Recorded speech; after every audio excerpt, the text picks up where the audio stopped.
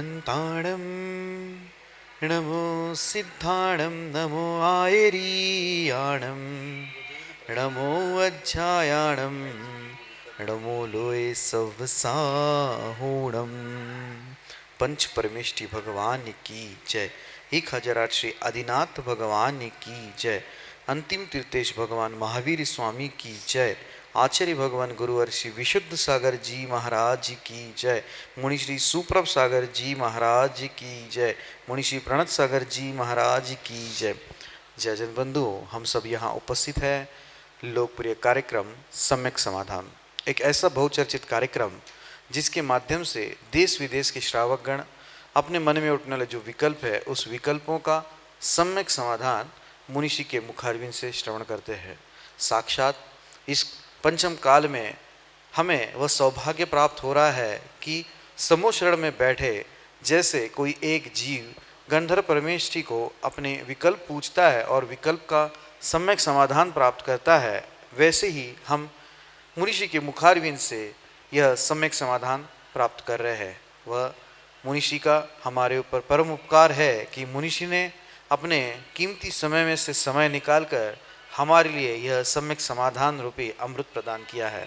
शुरू करते हैं आज के इस कार्यक्रम को मुनिषि के चरणों में कोटिशा नमोस्तु करते हुए मुनिषि प्रणत सागर जी महाराज से यह निवेदन करते हैं कि हे स्वामी, आज के कार्यक्रम को गति प्रदान करते हुए संचालित करें। नमोस्तु नमोस्तु नमोस्तु महाराज।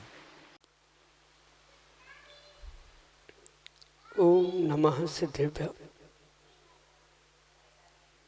नमः श्रीवर्धमानाय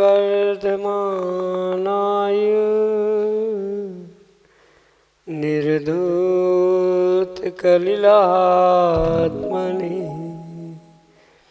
सालोकानां त्रिलोकानां यद्विद्यादर्पणायते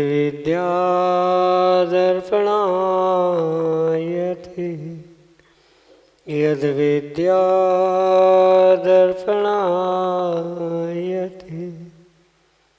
पंच परमेष्टि भगवान की, देवादिदेव 1008 भगवान आदिनाथ स्वामी के, परम पूज्य आचार्य भगवंत गुरुवर विशुद्ध सागर जी मुनि महाराज की, परम पूज्य मुनि श्री सुप्रभ सागर जी महाराज की।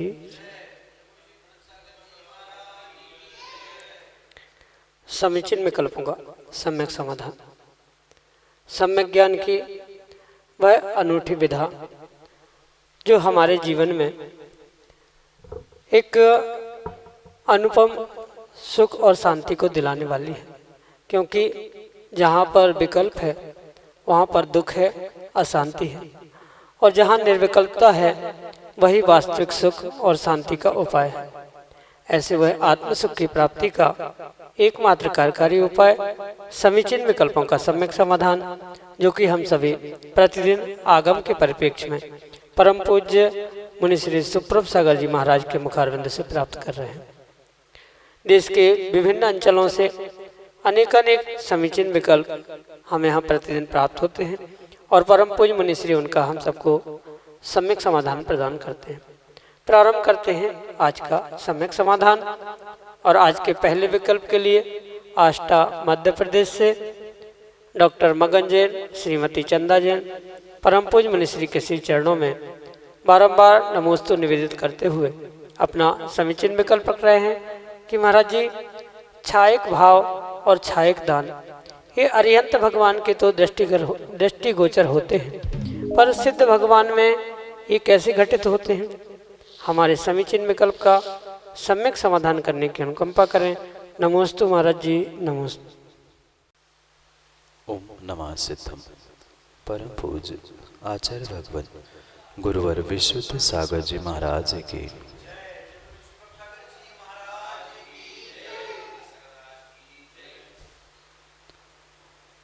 जो जीवों के 5 असाधारण भाव बताए, उनमें से कुछ कर्मों के निमित्त से और कुछ बिना कर्मों के निमित्त से होते, इसलिए वह संसारी और मुक्त जीवों की अपेक्षा से इन भावों को भिन्न भिन्न प्रकार से समझने की आवश्यकता हुआ करती। पहले जो 5 असाधारण भाव उमा स्वामी भगवान ने तत्वार सूत्र में कहे हैं, उनके स्वरूप को समझना होगा, तभी वह भाव किसमें कब और किस प्रकार से घटित होते हैं ये भी समझ में आ सकता है। जो क्षयोक्षमिक, क्षायिक, उपशमिक और औदिक भाव कहे हैं, ये चारों कर्मों का निमित्त लेकर ही कहे गए। कर्मों का उदय होना औदिक भाव है, कर्मों का उपशम करा लेना, दबा लेना, ये औपशमिक भाव है। जो कर्मों का पूर्ण रूप से नाश करके पृथकीकरण है वह क्षायिक भाव है, और इन तीनों का जो मिश्र परिणमन है वह क्षयोक्षमिक भाव। क्योंकि ये चारों भाव जीवों के परिपूर्ण रूप से कर्मों का निमित्त प्राप्त करने के कारण से ही हुआ करते हैं, पर जो 5वां भाव पारणामिक भाव कहा है, वह पारणामिक भाव स्वभाव से हुआ करता है, कर्मों का उसमें किसी भी प्रकार से निमित्त प्राप्त होता ही नहीं है। इसलिए जो अरिहंत भगवान और सिद्ध भगवान हैं, उनके भी वास्तविक स्वरूप को समझने की आवश्यकता। अरिहंत भगवान ने केवली अवस्था में 13वें 14वें गुणस्थान में 4 कर्मों का नाश तो कर लिया है। उस 4 कर्मों का क्षय करने की अपेक्षा से अन्य प्रकृतियों का, अन्य कर्म की शेष 4 कर्मों की प्रकृतियों का, उत्तर प्रकृतियों का वह क्षपणा करने का पुरुषार्थ कर रहे हैं। इसलिए उनके क्षायिक भाव तो संभव हो सकते हैं, पर जो सिद्ध भगवान हैं, सिद्ध परमेष्ठी बन चुके हैं, संसार से मुक्त हो चुके हैं, उनके पास कर्मों का कोई अस्तित्व ही नहीं बचा। जब उनके पास कर्म ही शेष नहीं है तो किसी भी प्रकार से वह कर्मों की क्षपणा, उपशम, उदय या क्षयोक्षम को प्राप्त कर नहीं सकते। इसलिए जो क्षायिक दान, क्षायिक भोग, क्षायिक उपभोग आदि जो भाव क्षायिक कर्मों के क्षय से कहे गए हैं, वह संसारी अवस्था में 14वें गुणस्थान तक तो स्वीकार किए जा सकते हैं। मुक्त अवस्था में सिद्धों के क्षायिक भाव होते ही नहीं है, क्योंकि सिद्धों का मात्र परम पारणामिक भाव ही शेष रहता है। वहाँ पारणामिक भाव भी पूर्ण रूप से नहीं रहते, क्योंकि जो पारणामिक भाव के 3 भेद कहे हैं, जीवत्व, भव्यत्व और अभव्यत्व, वहाँ भव्यत्व अभव्यत्व दोनों को भी नष्ट करते हुए मात्र जीवत्व, चेतनत्व, इस परम पारणामिक भाव को ही जीव प्राप्त करता है सिद्ध अवस्था में, या उस जीवत्व भाव से ही जीता है। अन्य कोई भी क्षायिक, क्षयोक्षमिक, औपशमिक, औदिक भाव सिद्धों के पास होता ही नहीं है, क्योंकि सिद्ध कर्मों से मुक्त हो चुके हैं। और ये जो चारों भाव है, क्षायिक भाव भी है तो वो भी कर्मों के क्षय के निमित्त से ही प्रकट होता है। अब कर्मों का क्षय होने के उपरांत जो उन्होंने 8 गुण प्राप्त कर लिए हैं, भले ही उसे हम भूत प्रज्ञापन नय की अपेक्षा से क्षायिक कह रहे हैं, पर वे वास्तविकता में क्षायिक कर्मों की अपेक्षा से नहीं है। जैसे कि अरिहंतों के क्षायिक दान, क्षायिक भोग, उपभोग आदि वह गुण भी दिखाई देते हैं, आदि उनके भाव भी देखने में आते हैं, वैसे सिद्धों में देखने में आ ही नहीं सकते, क्योंकि उनका जो भाव बचा है वह मात्र परम पारणामिक शुद्ध भाव बचा है। कोई भी कर्मों के निमित्त से उनके क्षायिक, क्षयोक्षमिक आदि भाव होते ही नहीं हैं। इसलिए सिद्धों में वे क्षायिक दान, क्षायिक भोग, उपभोग आदि भाव नहीं दिखाई देते हैं। भले ही सम्यक दर्शन उनके पास है, वह भूत प्रज्ञापन की अपेक्षा से यानी अरिहंत अवस्था में क्षपणा करते हुए चारित्र मोहिनी, दर्शन मोहिनी की क्षपणा करने से उन्होंने वह क्षायिक सम्यक प्राप्त किया था। इस अपेक्षा से वह क्षायिक सम्यक सिद्धों के पास माना तो जाता है, पर क्षायिक दान, क्षायिक लाभ, भोग, उपभोग आदि 5 भाव उनमें देखने में नहीं आते, क्योंकि वे कर्मों के निमित्त से होते हैं। जो क्षायिक ज्ञान भी केवल ज्ञान रूपी स्वीकार किया गया है वह सिद्धों का मात्र केवल ज्ञान मानना पड़ेगा। पर भूत यानी पिछली पर्याय में सिद्ध अवस्था में, संसारी अवस्था में कर्मों का नाश करके उन्होंने केवल ज्ञान प्राप्त किया था। इस अपेक्षा से केवल ज्ञान को क्षायिक ज्ञान और सम्यक दर्शन को क्षायिक दर्शन, क्षायिक सम्यक कहा जा सकता है। पर वर्तमान में उनके पास कोई भी क्षायिक भाव नहीं है, मात्र परम पारिणामिक जीवत्व भाव से ही सिद्ध जीते हैं। इसी कारण से सिद्धों में क्षायिक दान, क्षायिक लाभ, भोग आदि दिखाई नहीं देते, ग्रहण नहीं किए जा सकते। यही आपके लिए सम्यक समाधान।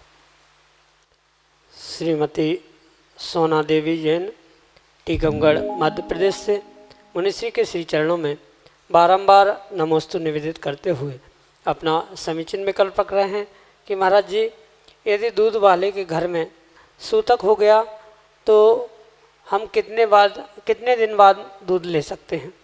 हमारे समीचीन विकल्प का सम्यक समाधान करने की अनुकंपा करें। नमोस्तु महाराज जी, नमोस्तु। माँ सम्यक दृष्टि धर्मात्मा को आगम के अनुसार ही कार्य करने की आवश्यकता होती। जब उस दूध वाले आदि के घर परिवार में सूतक लगने का बोध आपको हो चुका है तो जितने दिन का उसका सूतक चल रहा है उतने दिन तक धर्मात्मा को उसके घर का दूध आदि सामग्री को ग्रहण नहीं करना चाहिए, क्योंकि वह किसी भी प्रकार से जो वह दूध आदि हम उस जीव से यानी दूध वाले से ग्रहण कर रहे हैं उसको सूतक लगी है तो उसकी वह अशुद्धि है, और जितने दिन तक वह अशुद्धि है उतने दिन तक किसी भी प्रकार से धर्मात्मा को वह सामग्री ग्रहण दूध आदि नहीं करनी चाहिए।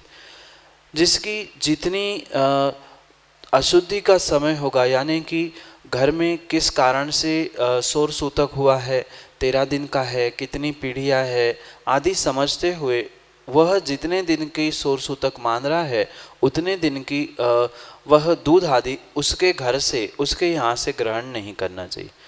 रही बात अगर उसके यहाँ यानी दूध वाले के यहाँ किसी गाय भैंस ने ही जन्म दिया है, बछड़े को जन्म दिया है, तो जिस गाय ने जन्म दिया है उसका तो दूध लगभग 15 दिन तक, जब तक वह गाढ़ा दूध निकलता है तब तक उस भैंस का दूध किसी भी प्रकार से ग्रहण नहीं करना चाहिए। वो भी एक प्रकार की अशुद्धि और वो भी एक प्रकार का सौर सूतक ही माना जाता है। वह पशुओं का जन्म देना भी यानी कि तिर्यंचा का जन्म देना भी उस परिवार के लिए एक दिन का सौर सूतक मृत्यु आदि के निमित्त से भी कहा जाता है। तो जिस प्रकार के सौर सूतक को वर्तमान में हम मानते हैं, कम से कम उतने दिन तक उस दूध वाले के यहाँ से आपको दूध आदि ग्रहण नहीं करना चाहिए। यही आपके लिए सम्यक समाधान। श्रीमती मीना जैन, तिलकगंज, सागर, मध्य प्रदेश से मुनिश्री के श्री चरणों में बारंबार नमोस्तु निवेदित करते हुए अपना समीचीन विकल्प रख रहे हैं कि महाराज जी, मंदिर जी में जो भगवान की प्रतिमा विराजमान होती है उसमें जो प्रशस्ति लिखी जाती है उस पर महिलाओं के नाम क्यों नहीं लिखे जाते? हमारे समीचीन विकल्प का सम्यक समाधान करने की अनुकंपा करें। नमोस्तु महाराज जी, नमोस्तु। माँ, ये वर्तमान की क्षेत्रीय परंपरा है कि प्रतिमा आदि में किसी महिला, किसी स्त्री, किसी स्वर्गीय व्यक्ति का नाम नहीं लिखा जाता।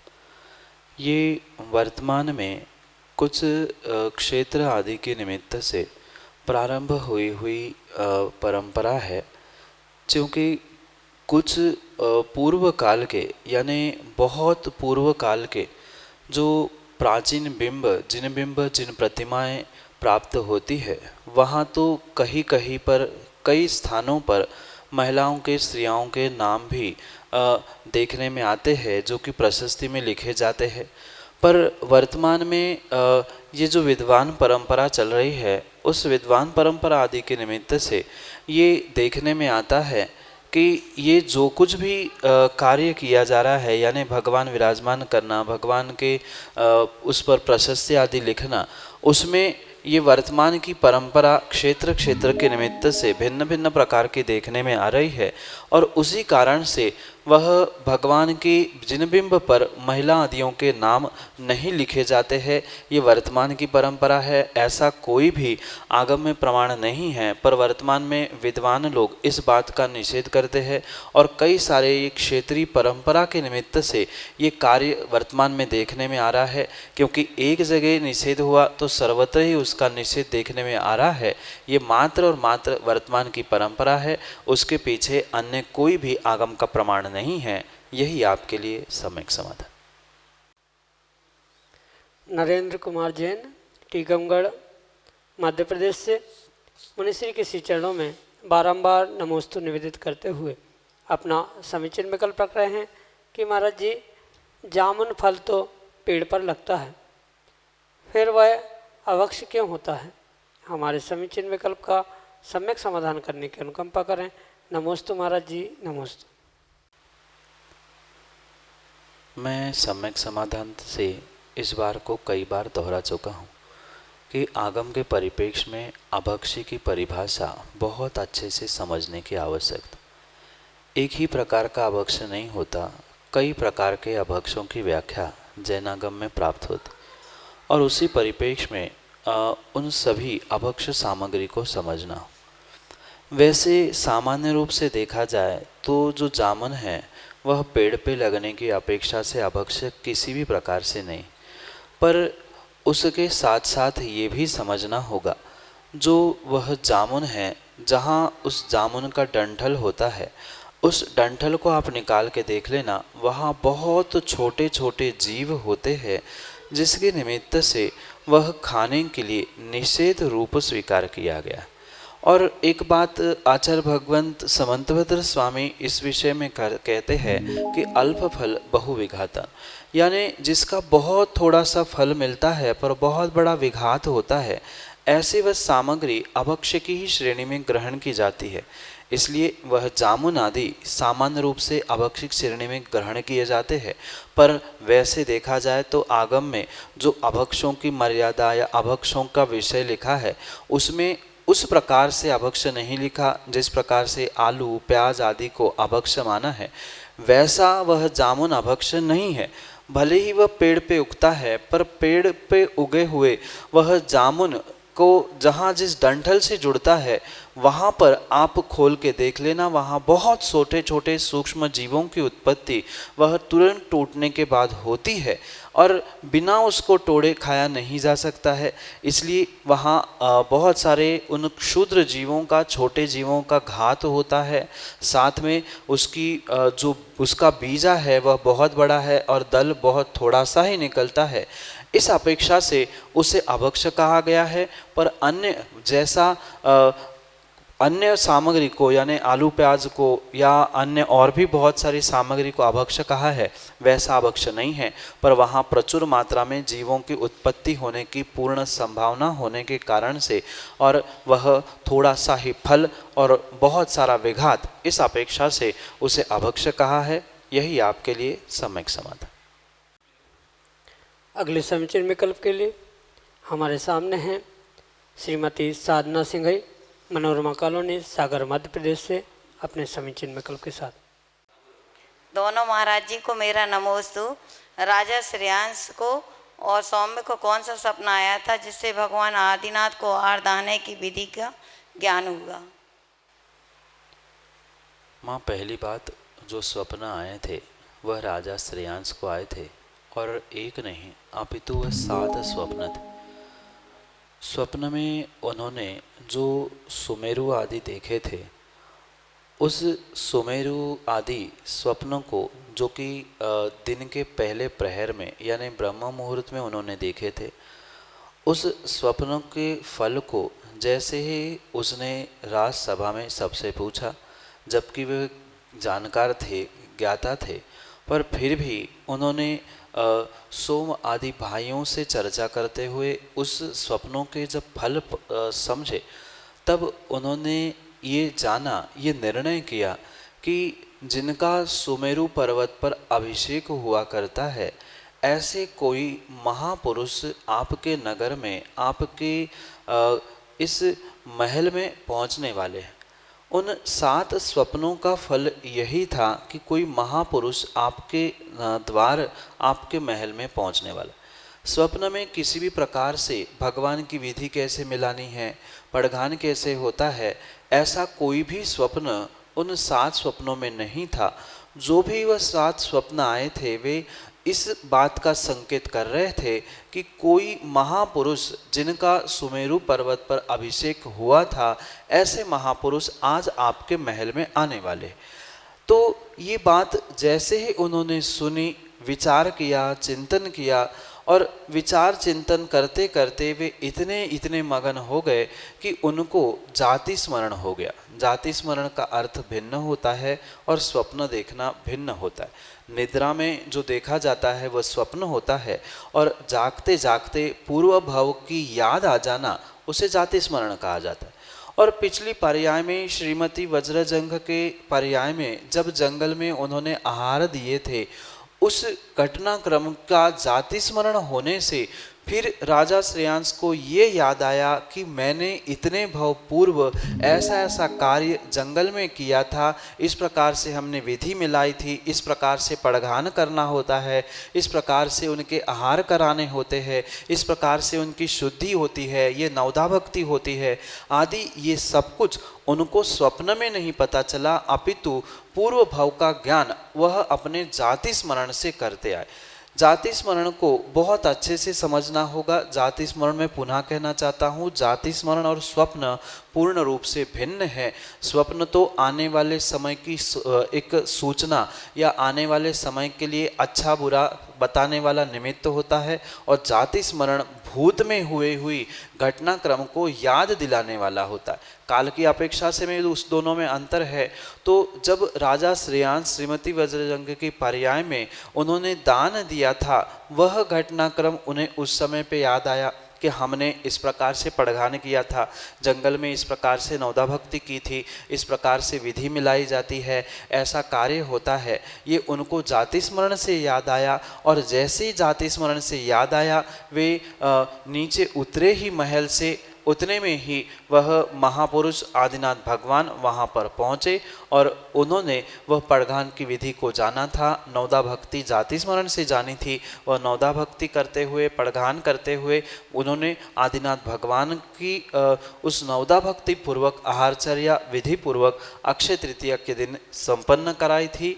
ये ही उस भगवान आदिनाथ के आहारचर्या के विषय में, उनके विधि आदि के विषय में आपको समझना होगा, जो कि आपके मनोरमा कॉलोनी के इस आदिनाथ भगवान के पंचकल्याणक होने वाले में आने वाले ही कुछ दिनों में अक्षय तृतीया भी आने वाली है, और आप आदिनाथ भगवान का जो साक्षात पंचकल्याणक भी करने जा रहे हैं, वहाँ आपको ये घटनाक्रम, इसके विषय में और भी बहुत सारी चर्चा, राजा श्रेयांस, उसके 7 स्वप्न, राजा सोम आदि सबका इतिहास भी आपको उस पंचकल्याणक आदि के घटनाक्रम से देखने में मिलेगा। वह सौभाग्य के क्षण होते हैं जब राजा श्रेयांस और सोम बनकर व्यक्ति अपने पुण्य को प्राप्त करने का सौभाग्य प्राप्त करता है।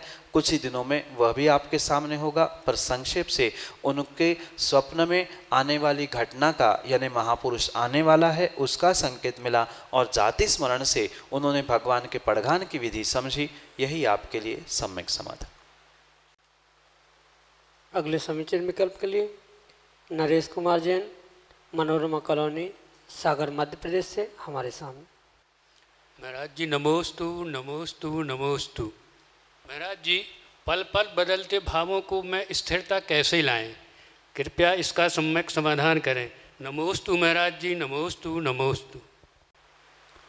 नरेश जी, जब तक मन है तब तक भाव है, तब तक विचार, और ये भी पक्का है कि जब तक ये मन भाव विचार है तब तक कहीं न कहीं भावों का, परिणामों का बदलाव होना ये भी स्वाभाविक सी बात है। और संसारी अवस्था में इस मन को, भावों को, परिणामों को पूर्ण रूप से बंद करना संभव हो ही नहीं सकता, क्योंकि मन एक ऐसी वस्तु है कि जो पल पल में या कुछ कुछ क्षणों में अपने भावों के उतार चढ़ाव को, ऊपर नीचे पने को प्राप्त होता ही रहता है। इसलिए आप ये सोचे कि उसे किसी साखल ताले में बांधकर बिल्कुल स्थिर करके बैठ जाए। अगर मन को और भावों को आप पूर्ण रूप से स्थिर कर ही लोगे तो आप वर्तमान में ही भगवान बन जाओगे, क्योंकि जो मन को, अपने भावों को, परिणामों को, विचारों को जीत लेता है वही भगवान बनता है। जो जीतने का पुरुषार्थ करता है वह एक देश जीत भी लेता है, वह निर्ग्रंथ बनता है। श्रावक अवस्था में उन भावों को हमें पुरुषार्थ करते हुए संयमित तो करना होगा, पर पहले ये निर्णय करना होगा कि आप ये सोचे कि बिल्कुल शांत पानी जैसे वह स्थिर हो जाए, ऐसा कतई संभव नहीं है। हाँ, जो एक एक मिनट में भाव बदल रहे हैं, आधे आधे पल में जो भाव बदल रहे हैं, उसे कुछ हद तक लंबे समय तक हम स्थिर करने का पुरुषार्थ तो कर सकते। यानी कि जो एक मिनट में बिल्कुल ऊपर अच्छे भाव थे, एक मिनट में नीचे आ गए, तो उसको हम अच्छे भावों को लंबे समय तक संभालने का पुरुषार्थ कर सकते हैं। लंबे समय तक बुरे भावों से दूर होने का भी पुरुषार्थ कर सकते हैं।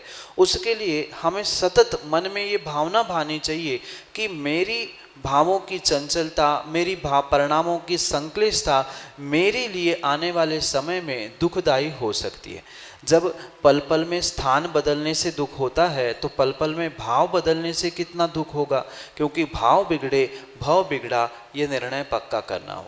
इसलिए जब तक हम बुद्धिपूर्वक निर्णय नहीं करेंगे तब तक हम किसी भी प्रकार से भावों को या अपने विचारों को शांत नहीं कर सकते।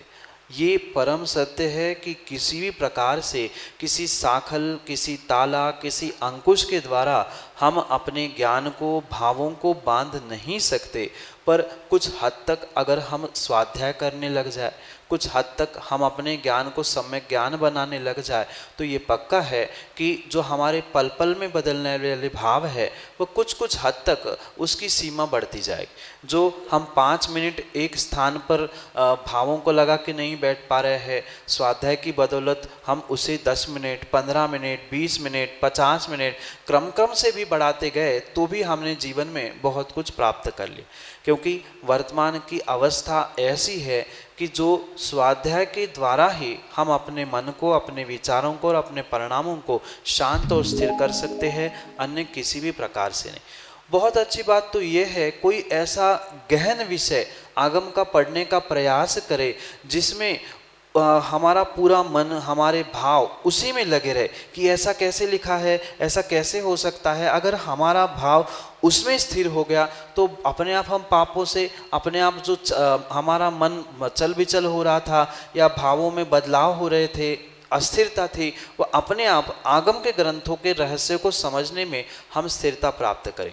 अगर उस कठिन भाषा को या सिद्धांतों को नहीं समझ पा रहे तो कम से कम प्रथमानुयोग जैसे ग्रंथों को पढ़ते रहे, जिससे ये होगा कि महापुरुषों पर आए हुए आपत्तियों को देखकर हम ये निर्णय कर सकते कि उन्होंने इतनी बड़ी आपत्तियों को इतनी सहजता से मुस्कुराते हुए सामना किया, तो हमारे लिए तो वो सामने की बात कोई बहुत बड़ी बात नहीं है।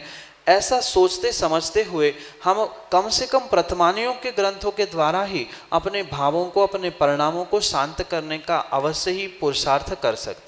इसलिए सबसे उत्कृष्ट बात यही है कि आगम के गूढ़ रहस्य को स्वाध्याय के द्वारा समझने का प्रयास करें।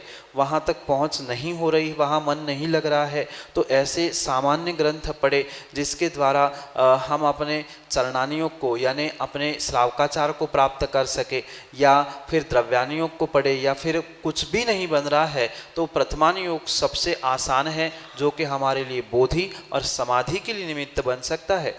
ऐसे बोधि समाधि को देने वाले प्रथमानियोग के उन पौराणिक पुरुषों के उन चरित्र को समझने का प्रयास करेंगे तो कुछ हद तक तो अपना मन अपने आप स्थिर होगा, भाव भी स्थिर होने की संभावना हो सकती है।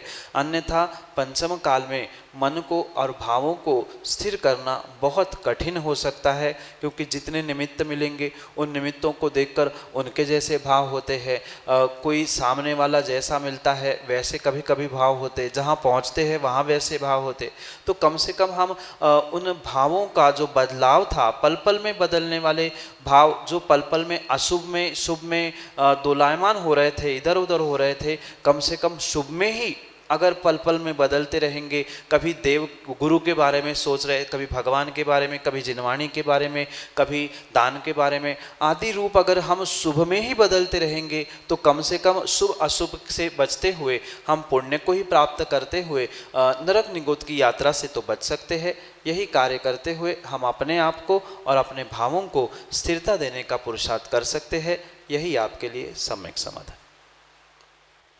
जय जन बंधुओं, आप हम सभी लाभ ले रहे थे लोकप्रिय कार्यक्रम सम्यक समाधान का।